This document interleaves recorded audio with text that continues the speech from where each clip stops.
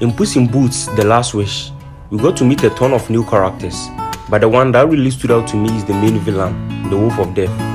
In this movie, Puss is down to his last life and wants to make a wish to gain his previous lives back. The question here is, Puss doesn't value life and doesn't fear death, so why is he fighting for his life this time? Well, the answer is quite simple. It's because of the villain, Death. During Death's introduction scene, Puss assumes Death is a bounty hunter and attacks him.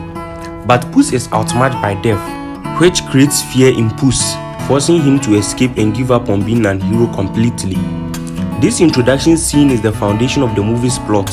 It also served as the inducement for Puss' character throughout the movie. Puss changed from the arrogant hero who didn't value life to the humble person who won't stop fighting for his life. One thing I also loved about the villain is his motives.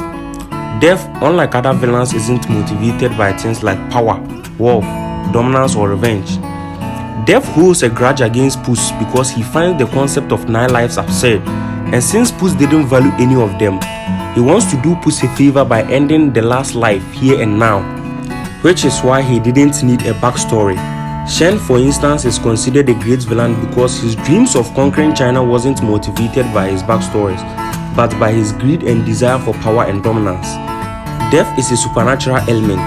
Things like power, greed, or revenge doesn't motivate him. He wants to take Puss' life, that's all. Also, some of the best scenes from the movie is when Death is present on screen. His eerie wrestle, lines, and action make the scenes more enjoyable and intense. One of my favorite scenes from the movie is when Puss was in the Cave of the Lost Souls, interacting with his past life. The way he interrupts the conversation, tell Puss who he actually is, and let Puss know he was there to witness him die every single time makes the scene more enjoyable. Death's design was also over the top.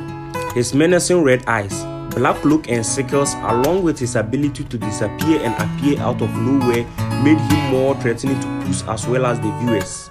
In the end, Death is the one to be credited for Puss' character growth in the movie.